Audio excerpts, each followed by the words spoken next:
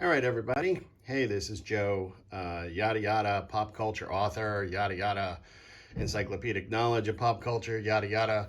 Thought it'd be fun to open up one of these boxes and see whether I know what's in it. I've been challenged again this month, so it's a bigger box. I think that's because this BAM box has a pop in it, if I remember correctly. So I guess we'll get to it. My last one was long. Hopefully this one won't be as long. Oh, there we go. Yeah. All right, got the paper, got the tape off. We are centered.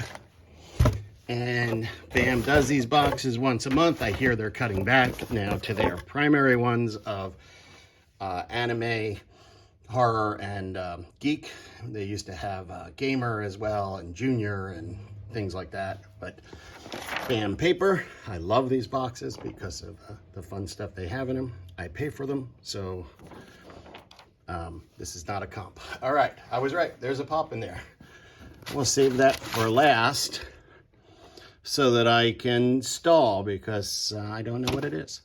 All right, let's start with the prop. Oh, this is kind of an awesome prop. Here it is. I know what it is. I will give you a second to see if you know what it is. So this is the cup of a carpenter. Yes, this is the Holy Grail from Indiana Jones and the Last Crusade. I saw that in the theaters in 1989 because I'm very old. 89 was an awesome year for movies. What else? We had the Star Trek V, or Why Does God Need a Starship, came out. Michael Keaton's Batman came out in 1989. Ghostbusters 2. It was either Ponyo or Kiki's Delivery Service. I remember that kind of started my journey into that. It was in the theaters. Lethal Weapon 2, and then I think we also got the new James Bond in License to Kill, Timothy Dalton. What can I tell you about this? This is the Holy Grail. This was what they were searching for. I think the original plot of the movie was going to be a horror house, but Steven Spielberg didn't want to do it. That was George Lucas's idea. Steven Spielberg didn't want to do it because he had just done Poltergeist. Tie for me in Indiana Jones is that hat and whip are in the Smithsonian by me here. But I also, everyone who knows me as a writer knows one of my form things is I like to wear, ever since college, I like to wear an Indiana Jones fedora when I'm writing or when I'm focusing on editing, and usually when I'm studying for finals. Also, as a lawyer, if possible, I wear my hat when I prep my closing and opening arguments. Sean Connery played Indiana Jones's father in the movie, which is fascinating because Sean Connery is only 12 years older than Harrison Ford. So he obviously had him very young. Steven Spielberg knew it had to be Sean Connery because in his mind, James Bond is, Indiana Jones movies are James Bond movies. And if you think about the structure of those movies, it kind of works. You know, there's that every James Bond movie has the pre-movie, and in the 3 Indiana Jones movies, yes, I said 3, there are not 4. In the 3 movies, there's always a pre-credit scene. There was, in all the movies. And then this is Steven Spielberg's favorite of the 3. River Phoenix was picked to play young Indiana Jones in this movie by Harrison Ford because they had worked together in the Mosquito Coast. So I don't know if he picked him. I don't know if Harrison Ford had that power, but he strongly recommended him. This was also the inspiration for the Young Indiana Jones TV show because Young Indy was in the beginning of this, in the pre-scene. But River Phoenix didn't do it. That was Sean Michael Flannery. I can't remember who played him. Sean Patrick Flannery. I can't remember the actor's name. But it's another pet peeve of mine because I love those shows and you can't get them anywhere. I have them digitally. I bought them off Vudu or whoever sells them, but they're not the same. They used to be kind of like part of it was in the present with old Indy, and then the present then passed to the flashback. They didn't do that. What they did was they cut all the flashbacks to make them like 3 movies. So I frequently go to cons trying to find the original versions. Maybe they're on YouTube. Indy is, now this is other movie where we find out where Indy's name comes from. His name is Henry Jones Jr., but Indiana is the dog's name. That was also George Lucas's dog's name. Let me think. The scene where they're on the Zeppelin. And I should say first, this is a movie where I think it has more chase scenes than any other Indiana Jones movie. But if you think about it, it has almost every possible means of transportation. They have boats and Zeppelins and planes, and they run, and there's a tank, and there's horses, and there's motorcycles. So I'm pretty sure it's every, I guess they're missing a train. I don't think there's a train scene. So, but other than that. But in the Zeppelin, apparently it was so hot, Sean Connery and Harrison Ford filmed with no pants. Let's see. That's probably, oh, well, this is also one with the rats. And I know from some retrospective documentary that they actually bred those rats, because you have to breed rats in Hollywood because, well, 1, because insurance won't cover it, and 2, because of, because rats generally have disease. So they had to breed disease-free rats. Now, Sir Laurence Olivier, also I should mention, because this is the Holy Grail, is everyone wanted there was talk of Sir Laurence Olivier playing the Knight, but he was too sick, so he couldn't do it. So they got someone else whose name escapes me. All right, well, I guess that's it for the cup. I've gone on long enough. All right, let's go. We're gonna put off the pop still. There's, I don't know what this is. It is a BAM patch. I guess that's a bonus insert. So yay, BAM Geek patch. And now we have the print. Okay, that is clearly, sorry, I need to look at the vampire. That's Michael Morbius. So this is the Michael Morbius movie, I guess, that's coming out. It's got, who plays him? Jared Leto plays Michael Morbius. I guess that's Jared Leto there. And what do I know about Michael Morbius? This is a comic. I could probably tell you about the comic and not the movie. He created by Roy Thomas and Gil Kane. Gil Kane was a really famous Batman artist who also worked for Marvel and drew Spider-Man. He based Morbius in the comics on, I think, what's his name? City Slickers. Jack Palance. He based him on Jack Palance, and so that was the look. He appeared in, it was either issue 100 or issue 101. It was the one where Spider-Man had like 4 arms because he took some serum because he decided he never wanted to be he decided yet again that he never wanted to be Spider-Man, so he took some experimental potion.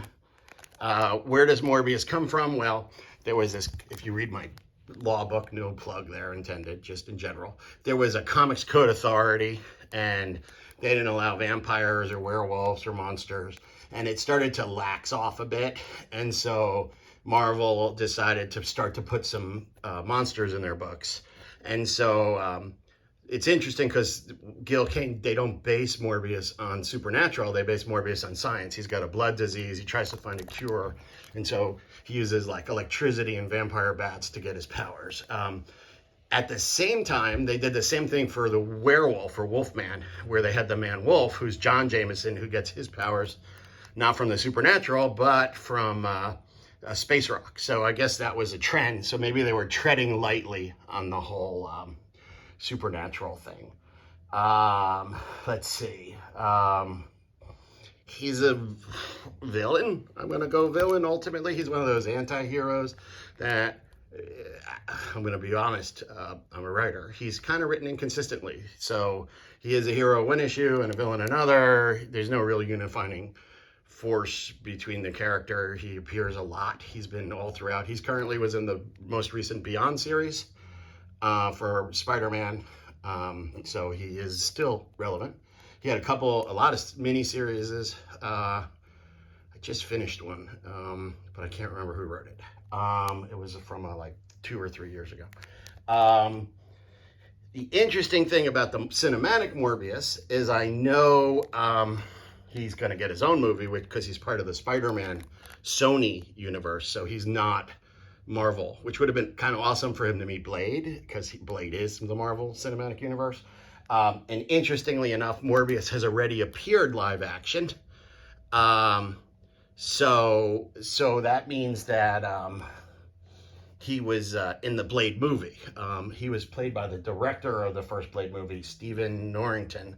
And then Guillermo del Toro wanted to use him in Blade 2, but Marvel said, no, you can't. You don't have the rights. All right, so that's enough about Morbius and the print. All right, let's look for the pin. What's the pin?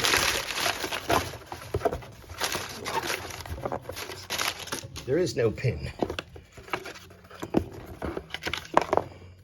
Oh, it says, where's my pin? Oh, no, that's a celebrity. Don't look. There's my pin. Pins are stuck. Oh, so I don't know what the pin is. I won't guess. There's a lightning bolt. I'm guessing that has nothing to do with what the pin is. You know, I think my daughter got the anime box, and I think she got the same thing. Which leads us to the pop. Well, I know what it is. It's the Marvel Luchadores series. And so what that was Lucha Libra AAA, whatever it is. It's like the WWE or the WWF for Mexican wrestlers. They did this agreement with Marvel to come out with pops that were based on if Marvel superheroes were wrestlers. I actually have a couple already because I got the Marvel box with them. This is clearly Iron Man, right? But I have no idea who the signature is, so let's figure it out. Okay. It's clearly not Robert Downey Jr. because that would certainly not... I'm going to put this down because my arm is tired. So, all right, now you can see the pop while I rant. So, Robert Downey Jr. can't be Robert Downey Jr. because that would certainly be a mega box, right? Then, the 1960s, let's look at voice actors, because Robert Downey Jr. is the only person I know to ever play Iron Man live. So, if you look at the voice actors in the 60s, which is like remember, Tony Stark, makes you feel he's a cool exec with a heart of steel. That guy. That was a guy named Vernon played him. Jack Vernon, I think. I don't know that he's alive.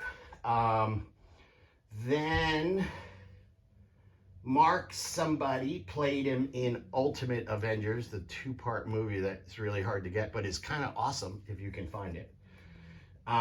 In the 90s, there was an Iron Man series, and in that he was played by Robert Hayes, who you may know from Airplane, so surely I can't be serious that he played him, and I am, and don't call me Shirley.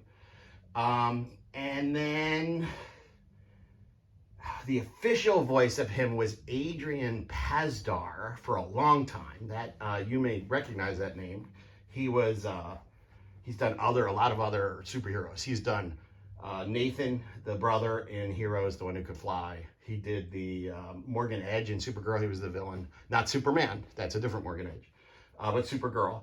And then he was Glenn Talbot in Agents of S.H.I.E.L.D. And I don't know if he was in the Hulk movie. He might have been, because Glenn Talbot is a Hulk character. I know Betty was engaged to Glenn. I don't remember if it was him, if it was the same actor. Actually, maybe she wasn't. Maybe she was. In the comics, she was engaged to Glenn at one point. So I actually think it was a different person in the movie. I think it was Samson. Never mind. Now I'm just rambling. But now I know that he's not the same. He's not the current voice actor, because I just saw the current voice actor also does Poe and one of the Turtles, because I just saw him at a convention. Mike. His name's Mike. I got introduced to him. I'm going to go Mike. I don't know Mike's last name, but Mike is the current official voice, and he does like Lego, and he does video games, and he does all the Spider-Man, Ultimate Spider-Man, and things like that. So that's who I think he is. So, all right. Now we see how I did.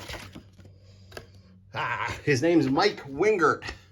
Yay me. I got it right. And let's just see. That's the prizes. And then how'd I do? They changed it again. Mike Wingert, Holy Grail, I was right. Morbius, I was right. Oh, the pin is Doctor Who. That's kind of awesome. All right, there you go. that ends this month. I will see you in another month. This is a relatively short one, I guess, because there's no pin and I really didn't ramble. So I guess I'll just end by saying, hey, Panos, if you're listening to this, say happy birthday to your brother. Alrighty. Bye.